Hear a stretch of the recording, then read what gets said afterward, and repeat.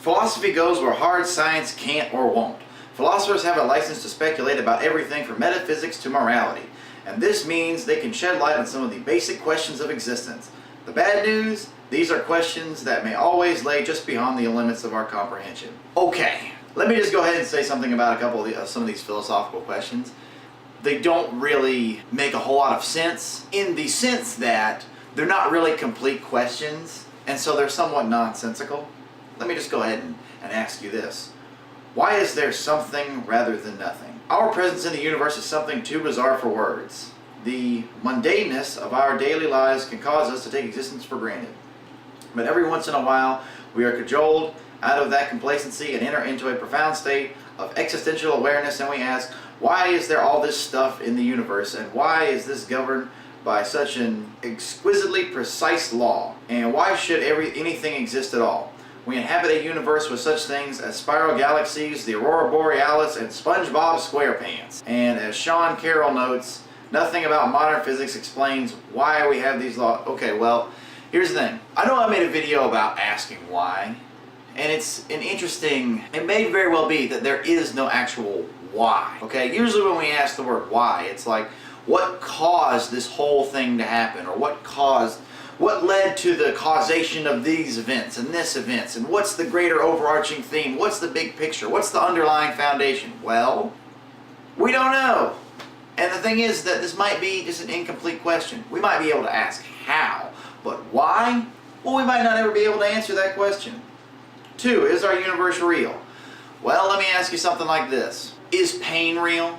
Okay, I have heard it said several times before. I don't know if this is a true story or not. Albert Einstein once had a physics student come to him saying, I finally understand. Nothing is real. Everything is just made up. And Einstein slapped him across the face and said, was that real?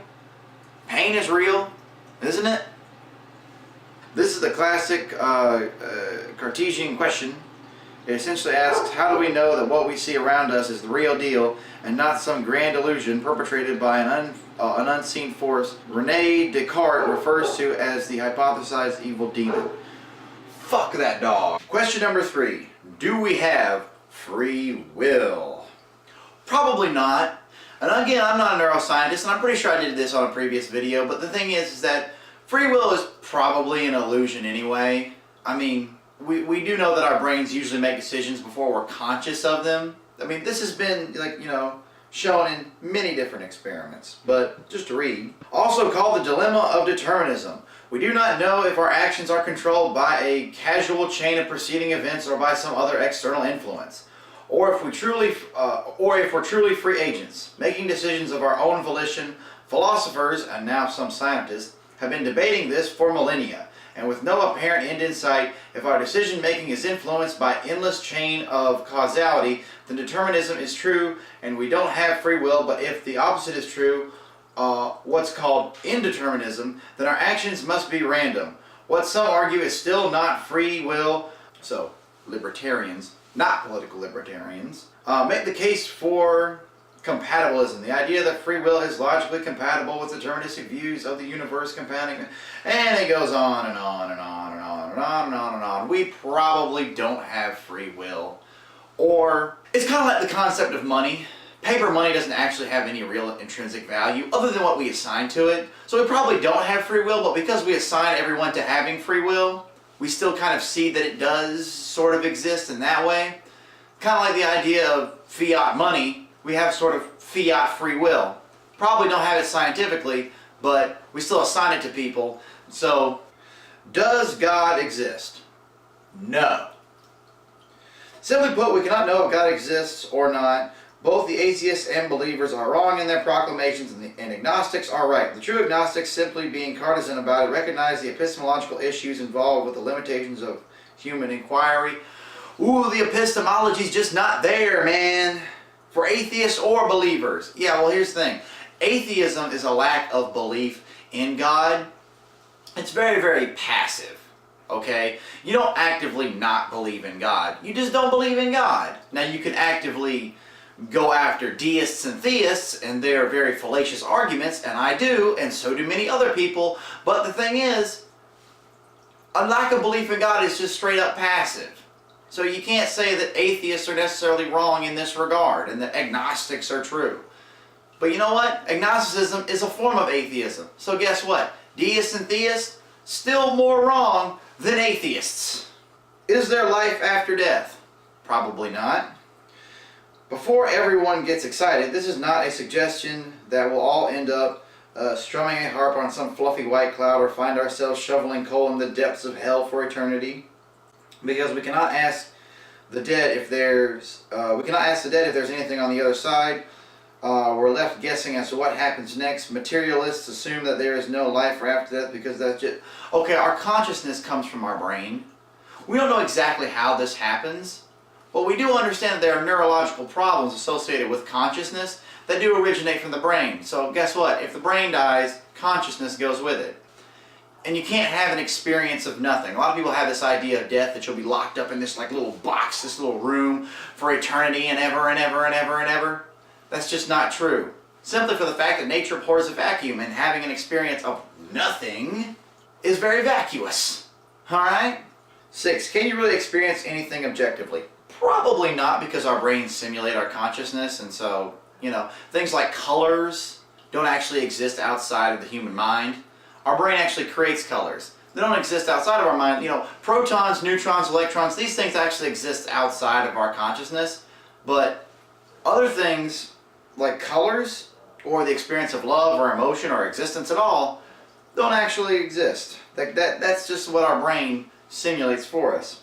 There's a difference between understanding the world objectively, or at least trying to anyway, and experiencing it through an exclusively objective framework. This is essentially the problem with qualia, the notion that our surroundings can be observed through the filter of our senses and the cognitions of our minds. Everything you know, everything you've touched, seen, and smelled has been filtered through any number of physiological and cognitive processes. Subsequently, your subjective experience of the world is unique in the classic... Okay, whatever. Our brains simulate our consciousness and all our experiences. Pretty much everything you're seeing is a hallucination. Woo! Big fucking deal. Number 7. What is the best moral system? Well, whatever really you decide it to be, or whatever really society decides it to be. I hate to tell you, for some of these people that do believe in objective morals, but objective moral truths do not exist. Objective morality isn't actually a thing. It's all very, very subjective. Now, we all usually can agree on certain objective morals, like, murder and rape and stealing is wrong, but there are people who still do it. So clearly not everyone abides by these same laws and standards.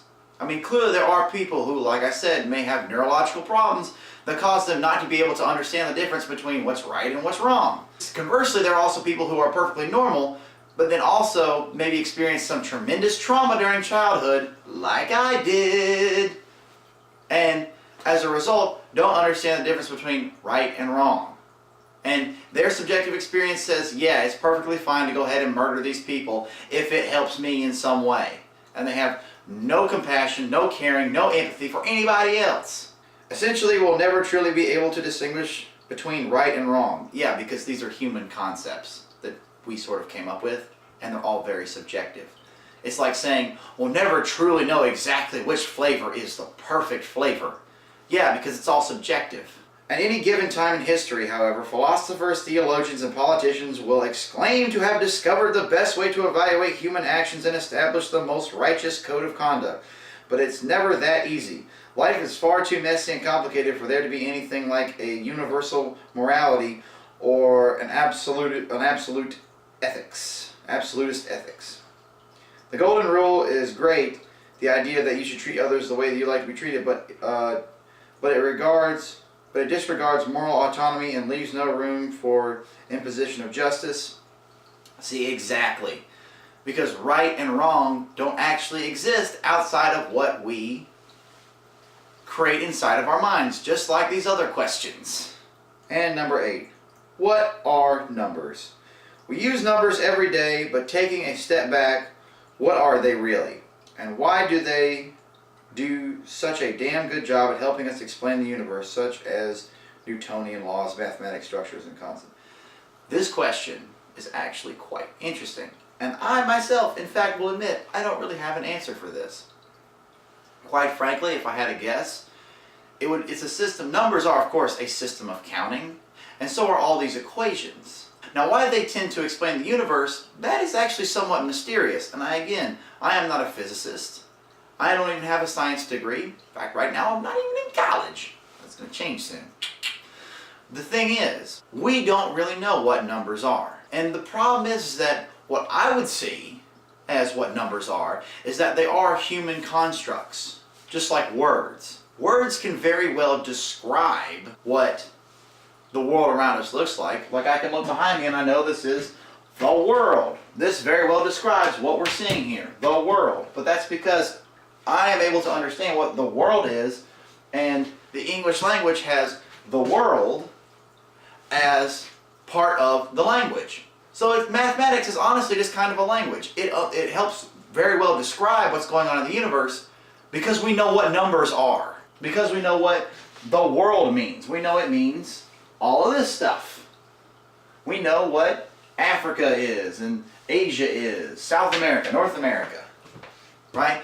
This map describes the world very, very well, but because we know what all of those things are already. I mean, I could honestly say that if I looked at like Maxwell's equations for light, which I have on a t-shirt now, by the way, the thing is that I don't know what honestly means. So to me, it doesn't really describe anything. It's just a bunch of funky looking equations. Peace out.